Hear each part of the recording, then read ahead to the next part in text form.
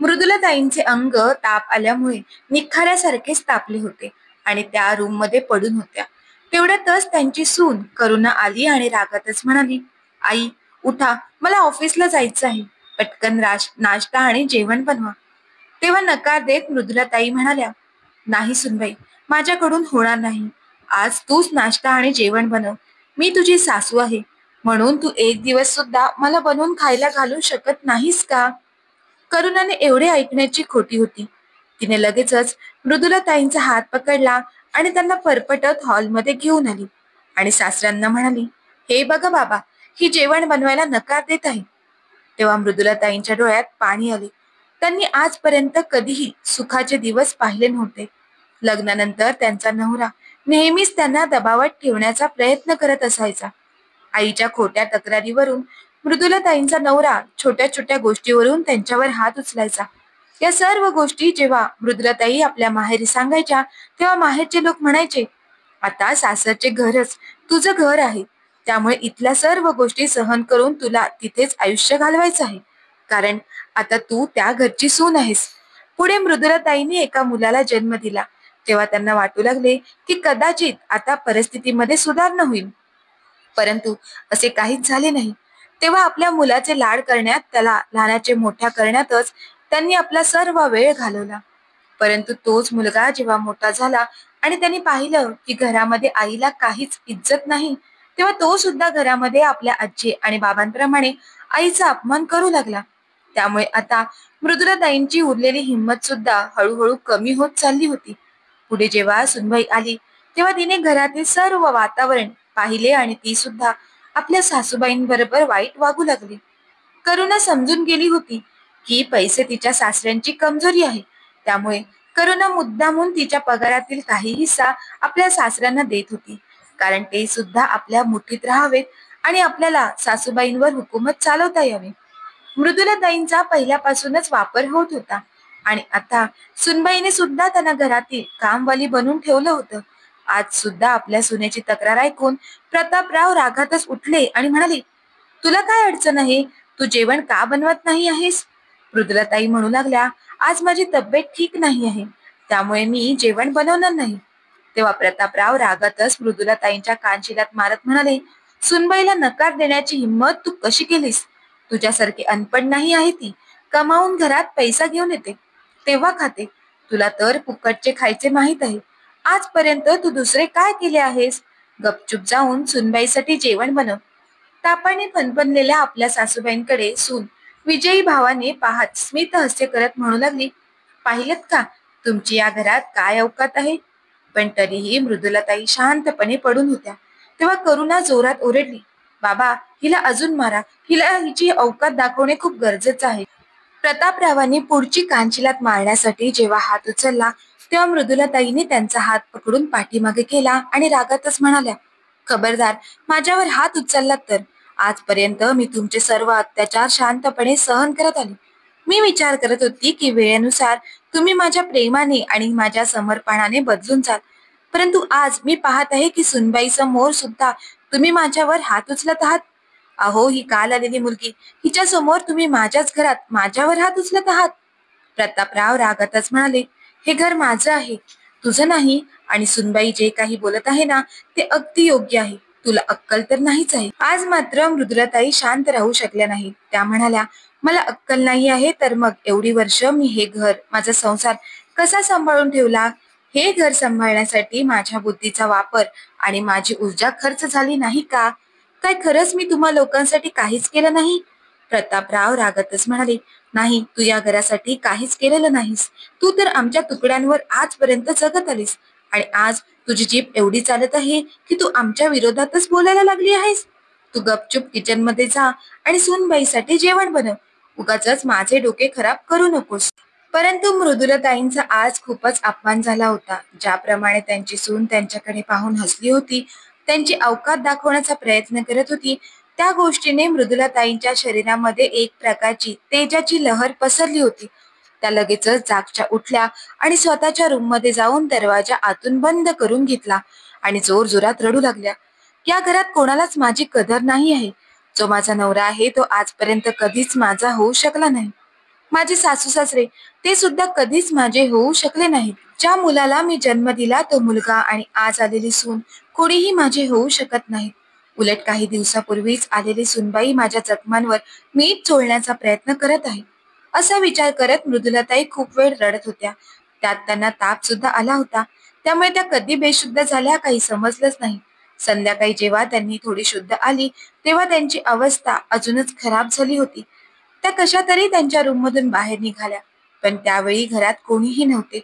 त्यामुळे मृदुलाताई समजून गेल्या की मी मरो अथवा जगो मला विचारणारं कोणीही नाही. त्यामुळे त्या हळूहळू चालत शांतपणे शेजारच्या घरात गेल्या आणि राजेशला म्हणाल्या, बाळा, माझी तब्येत ठीक नाही आहे. मला सरकारी हॉस्पिटलमध्ये घेऊन येतोस का? राजेशला मृदुलाताईंची परिस्थिती चांगलीच माहीत होती. त्यांनी आपली रिक्षा काढली आणि पाठीमागे मृदुलाताईंना बसून तो त्यांना सरकारी हॉस्पिटलमध्ये घेऊन गेला. तिथे मृदुलाताईंवर मोफत उपचार मिळून त्यांना औषधं मिळाली होती. घरी आल्यानंतर त्यांनी चहा बनवली आणि चहामध्ये बिस्किटं खाऊन औषधं घेऊन त्या झोपी गेल्या. रात्री त्यांना बाहेरून थोडा थोडा आवाज येत होता.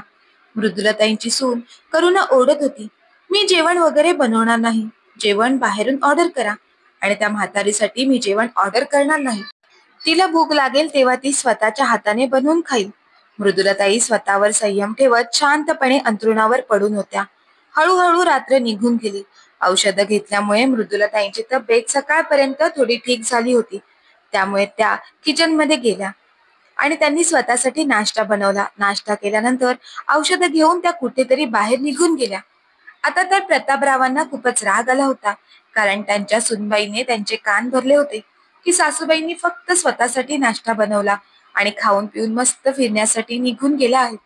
त्यामुळे प्रतापराव आता रागातच मृदुलाताई घरी येण्याची वाट पाहत होते. जेव्हा मृदुलाताई घरी आल्या तेव्हा प्रतापराव मागचा पुढचा कोणताही विचार न करता पुढे सरसावून त्यांच्यावर हात उगारू लागले. तेव्हा मृदुलाताई रागातच म्हणाल्या, खबरदार, माझ्यावर हात उचलण्याचा प्रयत्न जरी केलात तर मी लगेचच पोलिसांना फोन करून बोलावून घेईन. आता मृदुलाताई पूर्णपणे घरात सुद्धा आल्या नव्हत्या. घराच्या दरवाजातच होत्या. तेव्हा शेजारचे लोक सुद्धा त्यांच्या आवाजाने घराबाहेर पडून अंगणात येऊन त्यांना पाहू लागले होते. शेजारच्या लोकांना पाहून प्रतापराव थोडे दचकले. तेव्हा मृदुलाताई रागातच म्हणाल्या की मी हे घर सोडून जात आहे. ज्या घरात माझी काहीच किंमत नाही त्या घरात मला राहायचे नाही. तेव्हा प्रतापराव हसून म्हणू लागले, कुठे जाणार तू? पूर्ण जगामध्ये अशी कुठे जागा नाही जिथे तुला कामचोरी करून फुकटचे जेवायला मिळेल. आज तर तू घरातल्या माणसांसाठी जेवण सुद्धा बनवलेलं नाहीस. फक्त स्वतःसाठी भाकरी भाजून खाऊन निघून गेलीस. मृदुलाताई रागातच म्हणाल्या, जेव्हा मी या घरात राहणार नाही तेव्हा तुम्हाला समजेल की मी फुकटचं खात होती की दिवस रात्र बैलासारखे राबून मला 2 घास खायला मिळत होते. प्रतापराव म्हणाले, जास्त डोकं चालू नकोस, उपाशी मरशील. कुठे जाणार? गपचूप किचनमध्ये जा आणि माझ्यासाठी जेवण बनव. मला खूप भूक लागली आहे. तेव्हा मृदुलाताई म्हणाल्या, तुम्ही तुमच्या आवडत्या सुनबाईला फोन करून सांगा की तुमच्यासाठी जेवण मागवेल. आता मी कोणासाठी जेवण बनवणार नाही. तुम्ही सर्व लोक मला फक्त कामवाली समजत होतात, पण आज ही कामवाली आपल्या पदाचा राजीनामा देत आहे. एवढं बोलून मृदुलाताई आपल्या रूममध्ये गेल्या आणि स्वतःचे सामान पॅक करू लागल्या. सामान पॅक झाल्यानंतर त्या घराबाहेर पडल्या. तेव्हा प्रतापराव एकदम अवाक होऊन पाहत होते की त्यांची कमी शिकलेली बायको एवढा मजबूत निर्णय कशी काय घेऊ शकते. एवढी वर्ष जिचा आत्मसन्मान आपण आपल्या पायदळीत उडवला, पण आपण कधीच असा विचार केला नाही की आपली बायको एक दिवस असे मजबूत पाऊल सुद्धा उचलू शकते. प्रतापरावांनी लगेचच फोन करून आपल्या मुलाला आणि सुनेला ही गोष्ट सांगितली. तेव्हा मुलगा म्हणाला, जाऊ द्या तिला, तसे ती काही कामाची राहिलेली नाही. तुम्ही काय एवढे परेशान होत आहात? परंतु करुणाने जेव्हा ही गोष्ट ऐकली की सासूबाई घर सोडून गेल्या आहेत तेव्हा तिचं डोकं चक्रावू लागलं की आता हे घर कोण सांभाळणार. तिने हिशोब करून पाहिला तेव्हा तिला वाटले की आता सासऱ्यांची काळजी सुद्धा आपल्याला घ्यावी लागेल. त्यांची तब्येत तर सतत खराब होत असते. त्यांना सारखे सारखे हॉस्पिटलमध्ये घेऊन जावे लागते. आता त्यांचे सुद्धा नखरे आपल्यालाच पुरवावे लागतील. तेव्हा तिने लगेचच मनातल्या मनात निर्णय घेतला की आपण आपल्या सासऱ्यांसोबत राहायचेच नाही. काही दिवस तर घरातील कामावरून खूपच गोंधळ माजला होता. प्रतापराव सारखे म्हणत होते की कोणीतरी स्वयंपाकी ठेवूया, पण करुणा तर काही वेगळाच विचार करत होती. तिला स्वयंपाकी किंवा घरात काम करण्यासाठी बाईवर पैसे खर्च करायचे नव्हते. तिच्या सासऱ्यांना मिळणाऱ्या पैशांचे पैसे तर जास्त करून त्यांचे खाणेपिणे आणि त्यांच्या औषधावरच खर्च होत होते. त्यांचे इतर खर्च तर करूनच उचलत होती. त्यामुळे या सर्व गोष्टींना ती खूपच कंटाळली होती. ती विचार करत होती की सासऱ्यांना खायला प्यायला घालून काय फायदा आहे. मला सासूबाईंना ताब्यात ठेवण्यासाठी सासऱ्यांची गरज होती, परंतु आता मी माझे पैसे विनाकारण खर्च का करू. त्यामुळे करुणाने आता हळूहळू आपल्या सासऱ्यांकडे दुर्लक्ष करण्यास सुरुवात केली होती. या गोष्टीवरून प्रतापराव आपल्या सुनेवर सुद्धा नाराज होऊ लागले. मग घरामध्ये वाद होऊ लागले. शेवटी एक दिवस वैतागून करुणा आपल्या नवऱ्याला म्हणाली, आता आपल्याला आपले वेगळे घर करावे लागेल. सासऱ्यांचे वागणे दिवसेंदिवस बिघडत चालले आहे. करुणाच्या नवऱ्याला अजितला सुद्धा घरामध्ये शांतता हवी होती. त्यामुळे तो सुद्धा आपल्या बाबांना सोडून जाण्यासाठी तयार झाला.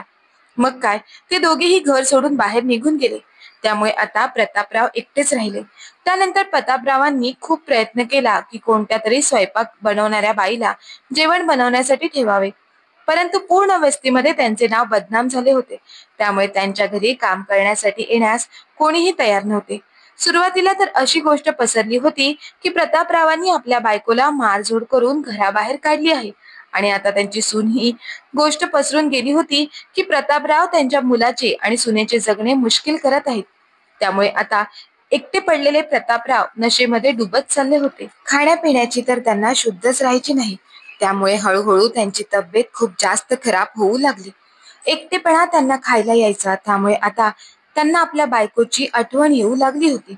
त्यामुळे ते एखाद्या वेड्याप्रमाणे आपल्या बायकोला शोधू लागले होते. त्यांना असे वाटत होते की आपली बायको आपल्याला मिळाली तर तिला समजावून आपण तिला घरी परत घेऊन येऊ. एक दिवस ते असेच भटकत असताना एका हॉस्पिटल बाहेर चक्कर येऊन पडले. जेव्हा त्यांना शुद्ध आली तेव्हा ते हॉस्पिटलमध्ये होते. जेव्हा जेवणाची वेळ झाली तेव्हा एक वयोवृद्ध महिला सर्व पेशंटला जेवण देत होती. प्रतापरावांनी जेव्हा त्या वयोवृद्ध महिलेला पाहिली तेव्हा ते हैराण झाले, कारण ती महिला कोणी दुसरी नव्हती तर त्यांची बायको होती. जेव्हा मृदुलाताई त्यांच्या समोर आल्या तेव्हा प्रतापराव हात जोडून म्हणू लागले, मला माफ कर मृदुला, तुझ्या विना माझी लायकी मला समजली आहे. तूच मला एवढी वर्ष सांभाळून ठेवलं होतंस. तू बनवलेलं जेवण खाऊन मी तुझ्यावरच हात उगारत होतो. तू प्लीज आता घरी परत चल. मुलगा आणि सून सुद्धा घर सोडून निघून गेले आहेत. मग मी आता कोणाच्या आधारावर जगू? मला तर काही समजतच नाही आहे. मृदुलाताई तटस्थ भावनेने म्हणाल्या, मला आता त्या घरात परत यायचे नाही. तुम्हीच तर म्हणत होतात की मला काहीच येत नाही. तुमच्यासाठी मी काय केले आहे? त्यामुळे तुम्ही मला आरामात तुमच्या घरात ठेवाल. तुम्ही तर मला फुकटचे जेवायला घालत होतात ना, परंतु इथे तर मी फुकटचे खात नाही. ह्याच हॉस्पिटलमध्ये मला जेवण बनवण्याचे काम मिळाले आहे आणि इथेच एक रूम मिळाली आहे जिथे माझ्या राहण्याची व्यवस्था झाली आहे. अगोदर मी गाढवाप्रमाणे मेहनत करून घरातील सर्व कामं करत होती, तरी सुद्धा मला ऐकवले जात होते की तू दिवसभर काय करतेस? इथे कमीत कमी जेवण बनवण्याची वेळ तरी निश्चित आहे. त्यानंतर उरलेला वेळ मी आराम करू शकते. जेवण तर मला इथे सुद्धा मिळते आणि सोबतच काम करण्याचे पैसे सुद्धा मिळतात. एवढं मिळून मला इथे मान सन्मान सुद्धा मिळतो. परंतु तुमच्या बरोबर जीवन जगत असताना मला कधीच सन्मान मिळाला नाही. जेव्हापासून तुमच्या नावाचे कुंकू मी माझ्या कपाळात भरले आहे तेव्हापासून आजपर्यंत मी जीवन एक ओझे आहे असेच जगत आली आहे. जेवढं काम मी तुमच्या घरात राहून केलं आहे तेवढं काम मी इतर कोणत्या ठिकाणी राहून केले असते तर आज मी लाखो रुपयांची मालकीण बनली असती आणि ताठ मानेने आयुष्य जगली असती. परंतु ठीक आहे, उशिरा का होईना उतार वयात मला योग्य आत्मसन्मानपूर्वक आयुष्य जगायला मिळत आहे. प्रतापराव खूप रडत होते. विनवणी करत होते की मृदुला तू घरी चल. पण या वेळेला मात्र मृदुलाताईंनी प्रतापरावांचे काहीच ऐकले नाही. तेव्हा प्रतापराव म्हणाले, तू माझी बायको आहेस, त्यामुळे तुला माझ्या बरोबर यावेच लागेल. तेव्हा मृदुलाताई म्हणाल्या, ठीक आहे, मग मी वकील साहेबांबरोबर बोलून घटस्फोटाचे पेपर बनवून तुमच्याकडे पाठवून देते. मग तर तुम्हाला पोटगी पोटी प्रत्येक महिन्याला मला काही रक्कम सुद्धा द्यावी लागेल. तेव्हा तुम्हाला समजेल. आता मात्र प्रतापरावांना आपली मान खाली घालून तिथून निघून जाण्याशिवाय पर्याय नव्हता. कारण आता ते समजून गेले होते, आपली बायको कोणत्याही परिस्थितीमध्ये आपल्या बरोबर येणार नाही. मित्रांनो, जेव्हा वेळ असते तेव्हा लोक चांगल्या माणसांची कदर करत नाहीत. त्यानंतर मात्र त्यांना खूप पश्चाताप होतो. जसे की आता प्रतापरावांना होत आहे. तर मित्र आणि मैत्रिणींनो, तुम्हाला ही कथा कशी वाटली ते आम्हाला कमेंट करून नक्की कळवा. आणि जर काही कथा आवडली असेल तर कथेला लाईक करा, शेअर करा. आणि अशा नवनवीन कथा ऐकण्यासाठी तुम्ही अजूनही आपला माणूस या चॅनलला सबस्क्राईब केलं नसेल तर मात्र सबस्क्राईब करायला विसरू नका. धन्यवाद.